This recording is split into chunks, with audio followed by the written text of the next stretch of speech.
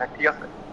আপনি খোঁজ নেবেন আগে, কোম্পানি খোঁজ নেবেন যে ভাই কোম্পানি কেমন, কি করতেছে, স্যালারি ঠিক দিচ্ছে কিনা, ফ্যাসিলিটিস কেমন, বা যারা এমপ্লয়ি আছে এমপ্লয়ীদের সাথে কি ব্যবহার করতেছে কিনা, বা তাদের যে অধিকার সে অধিকার গুলো পাচ্ছে কিনা, এগুলো সবকিছু যাচাই বাছাই করবেন। ইন টোটাল যা কিছু আছে সবকিছু যাচাই বাছাই করে যদি মনে করেন যে না আমার জন্য এটা ভালো, তাহলে আপনি ঢুকতে পারেন। আর বেশিরভাগ ক্ষেত্রে দেখেন, আমি যাতে ফ্রেশারদের অনেকেই মানে আগে মানে আপনার নেই সার্টিফিকেট অরিজিনাল। কেন সার্টিফিকেট আমি বলি, দেখেন আমাদের একটি সবচাইতে মানে বড় সমস্যা হচ্ছে কি, আমি মনে করেন এক বছর হয়নি আমার চাকরি, আমি কিছু স্কিল গেদার করছি বা কিছু এক্সপিরিয়েন্স নিয়েছি। এবার আমার কি করছে, অন্য একটা কোম্পানিতে ভালো অফার দিচ্ছে যে ভাই তুমি আসো, তোমাকে আমি এত টাকা বেতন দিই।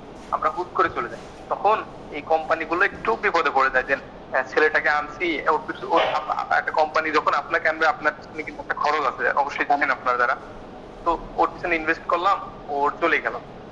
তখন হলো এই এই জন্য মূলত কোম্পানিগুলো, বেশিরভাগ কোম্পানিগুলো এই সার্টিফিকেটটা জমা নেই, ঠিক আছে? যে সার্টিফিকেটটা জমা নেই।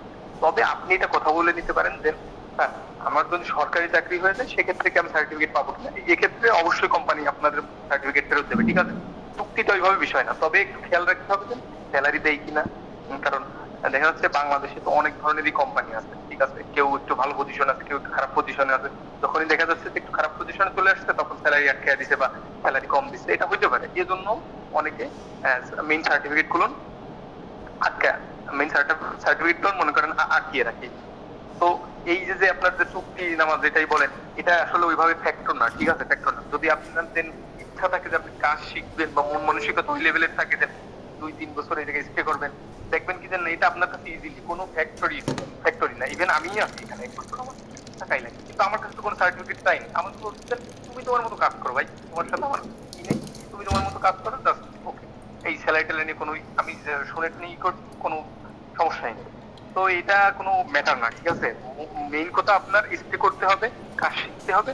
দেন আপনি 1 বছর কেন, দেখবেন কি যেন 2 বছর 3 বছর থাকেই যাচ্ছেন, আপনার কোনো সমস্যাই হচ্ছে না। তবে আমি আরেকবারও বলে দিচ্ছি যে একটু খেয়াল করবেন, যদি চুক্তি কোনো কোম্পানি যদি চুক্তির জন্য মেইন সার্টিফিকেট নিয়ে থাকে সেক্ষেত্রে একটু খোঁজ খবর নেবেন যে স্যালারি বা সুযোগ সুবিধা বা এমপ্লয়ীদের অধিকার ঠিক মতো আদায় হচ্ছে কিনা।